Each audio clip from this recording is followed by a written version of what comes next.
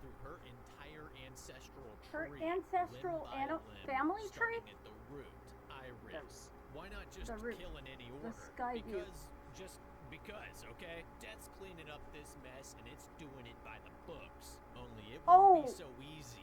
You see, Iris trade chopped his head off. An extremely lucid daymare that predicted the collapse of the entire structure. Because from her perspective, maybe she was just nervous about the glass floor and her mere anxiety prompted her to warn everyone. But there was no way that she could have anticipated the explosion and the total structural failure without the premonition. She witnessed everyone dying, including herself, in the same premonition that accurately predicted the collapse. Even her. Yet she was able to prevent the deaths from occurring. You can easily see how the Skyview disaster would have entirely consumed Iris's innocence, her future, her life. Iris became highly paranoid and situationally aware, as one would. It's this paranoia that most likely led to her discovery of Death's plans. Her fiancé Paul would have talked her down from her apparent insanity until he was killed in an accident a year or so later. A car accident. Just an accident. No logging trucks. Oh! Jeez! Right, a log hit a log right in the face.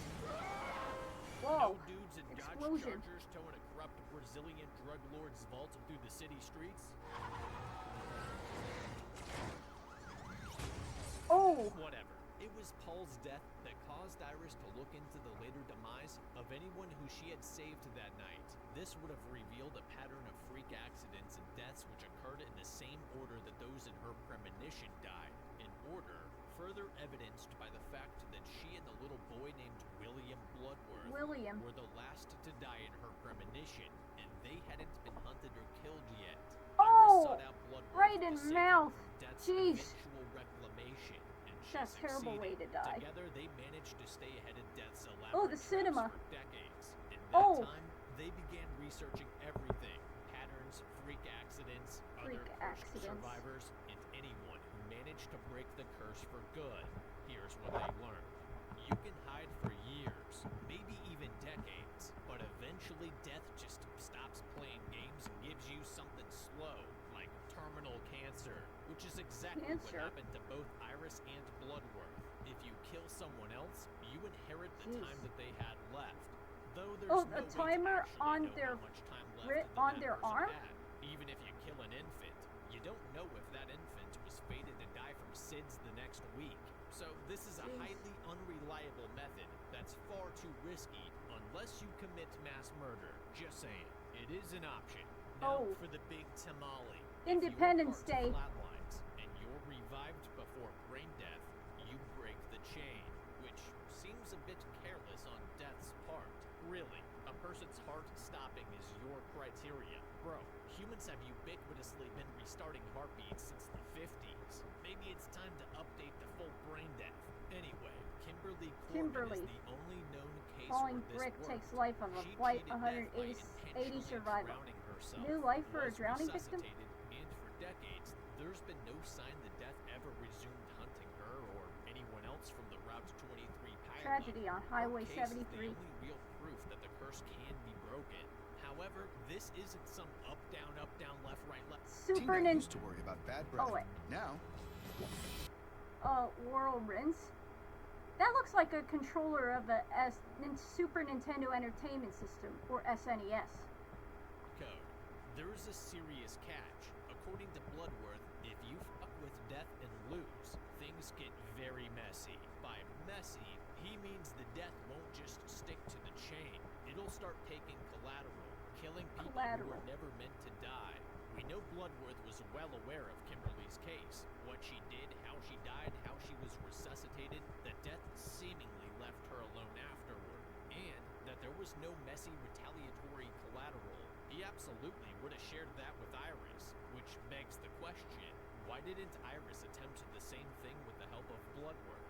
After all, he's already cursed, so it's not like he's gonna be in any more danger than he's already in, and it's not like they have a lot of options here. They're both terminally ill at this point, going to die, and when they do, none of their clueless, dismissive descendants will be able to stop Death from power swinging that scythe.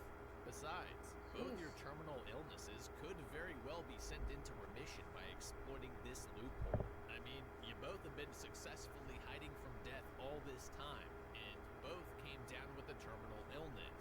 I'd say it's reasonable to believe that the cancer's connected with death's plan somehow, and that by cheating your death, that illness could very well be insta-cured. My only guess is that maybe they were scared that the fallout for f***ing with death would get more people killed somehow. Ooh. But I don't think collateral from effing with death is as big of a concern as they're letting on, mainly because I think that they're misinterpreting death's scope and mechanism.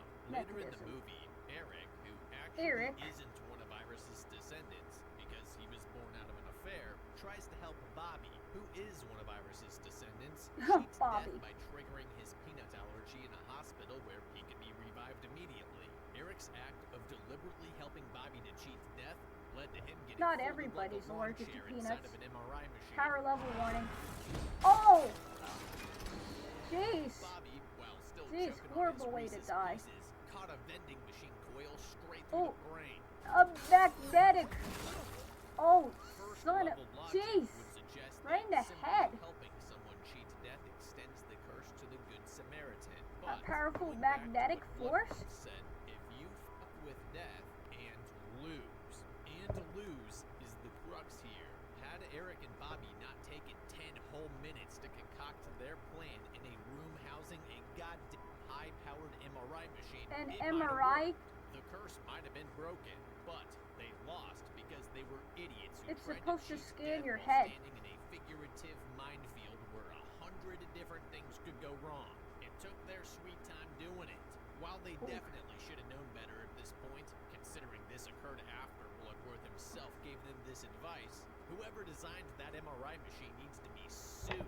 A 7 Yeah. Tesla MRI is high-end research hardware, double the strength of top clinical 3T systems, and capable of accelerating metal at lethal speeds. They'd be housed in Controlling ACR access Zone to 4, MRI. where access is tightly MRI Zone controlled. 4, danger. Locked doors, self-closing alarms, and mandatory ferromagnetic screening. Once energized, the magnet stays at full field. There's no power dial. All command systems are outside the room. The only internal This control will is remove a main cringe magnetic button field that within dumps about cryogens 20 to collapse seconds. the field. Systems like this are built with layered safeguards, door Oh, a interlocks, safeguard. metal alarms, software kill protocols, and manual emergency stops. And The manual idea emergency that Eric and stops. Bobby could just waltz into this room and accidentally crank it up to Fast and Furious levels without alert or abort Not to be procedures confused with the is movies. entirely unrealistic. Even if this was the most poorly secured, haphazardly designed MRI system in the United States, all Eric would need to do to avoid getting his Prince Albert dethroned would be to take a couple steps to the side. The magnetic field is strongest inside magnetic and in front field. of the core, but the field's magnetic pull drops off sharply just outside this central axis. All this to say, Eric and Bobby made a bloody mess Oh. because they lost. And they lost because they were slow and stupid. Kimberly won because she was quick, thorough, and never gave death a chance to intervene. Iris and Bloodworth could have won too if Bloodworth just jacked an AED from Target, carefully drove over to Iris's place while avoiding any heavy construction zones or traffic, strangled her, checked for a pulse to confirm flatline, then hit her with that charge to 360. 360.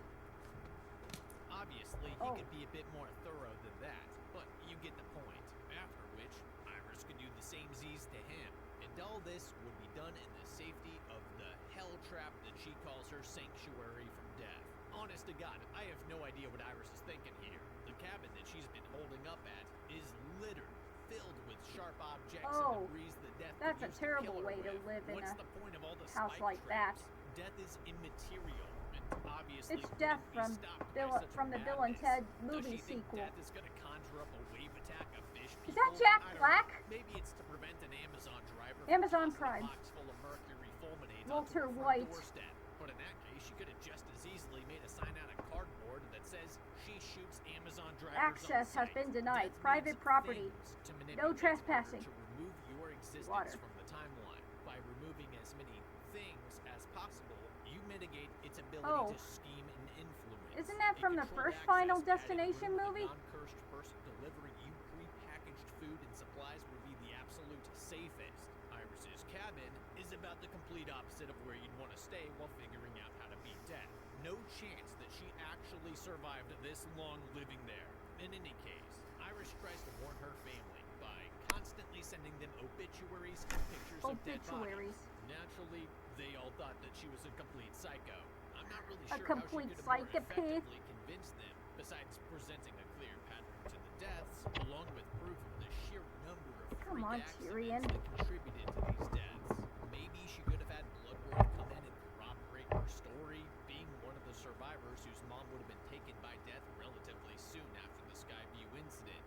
Though I'm highly doubtful that this would have been more persuasive. The only true way to understand it is by burning your hand on the stove, so to speak. This is why, again, yeah, I think never she should have stick your hand on the stove. Herself. Yes, she risks it backfiring or her dying for good, but every day that she's breathing and doesn't attempt it, she's risking death claiming her, then coming for the rest of her lineage. At present time, Iris's granddaughter Stephanie suddenly begins having the exact same premonition as Iris did before the Skyview disaster. Why just her? Why after all this time? Why the exact same premonition? Can't say. Totally inexplicable. What is explicable is the negative effects it's having on her social life and schoolwork. These aren't just nightmares that she has in her sleep. Is that from Alien or the Predator? Wakes up full-on screaming or Alien? Like her blood's on fire. Stephanie's recurring premonition instigates her to go to Iris's medieval fortress looking for answers. Medieval All fortress. she finds is the incoherent ramblings of a deeply traumatized geriatric. Iris tells Stephanie that her premonition must have been passed down the bloodline around the same time that she received a terminal diagnosis. Then she hands over her sketchbook, her personal brain dump of everything that she's learned about death's patterns, rules, sequences, and survivors. But instead of a coherent guide, it's a chaotic mess. Cluttered notes, unfiltered thoughts, random sketches, and cryptic observations. It's nearly JB found impossible to someone follow, who and survived. most of it's completely irrelevant to anyone but Iris. Like this handwritten note squeezed between a sketch of her weather vane South and wind north, chime. east and You west. don't have to buy any. You can make it, but stay away from power tools. The whole thing is full of schizo nonsense. No wonder nobody believed her. Good God, put a TLDR on the first page and explain it like I'm 5. Make it simple, structured, and actionable. If you have a premonition and save people, death will kill them in the order that they were meant to die, usually through freak accidents. Back it up with obituaries and articles tied to the Skyview disaster. Provide contacts like Kimberly or Bloodworth who've seen this happen and have experience with death ripping through a chain of people. Lay out the rules, the sequence, how it kills through Ruby Goldberg traps. Then clearly explain how Kimberly beat it and how you can too. Stephanie refuses to believe that her nightmares are actually evidence of a death curse and tries to leave before the crazy old Matt performs some voodoo on her. In a last-ditch effort to convince Stephanie that the curse is real, Iris steps outside the safety of her cabin. Oh my! Unfortunately, all Iris accomplished was passing the knowledge of the curse off to her granddaughter, who doesn't understand it or really believe its existence. Yes, Iris's head exploding was coincidental, but death itself fading their entire bloodline to die in freak accidents is a bit of a difficult pill to swallow. Pretty graphic. Worst of all, it's not Stephanie that's in immediate danger. It's Iris's son and daughter, Howard and Darlene. Darlene abandoned Stephanie and went off the grid a while ago, and Howard thinks Iris was a deranged lunatic. No way Stephanie gets blackpilled, fully read up on death's rules, and is able to convince Uncle Howard and Darlene. The grill scene from the trailer. Before all their tickets to the spirit realm get punched. Again, Iris should have attempted to break the curse first. Now, everyone's fucked. Obviously, we can't show what happens next to Howard on YouTube. So instead, here's a video of a lawnmower doing pretty much the same thing to the lawnmower. Oh my God! The watermelon.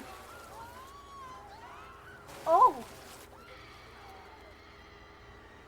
This doesn't make any sense. Why did they back the mower up to the fence handle first? Wheel the front end first. The fence. Fold the handlebars over the front.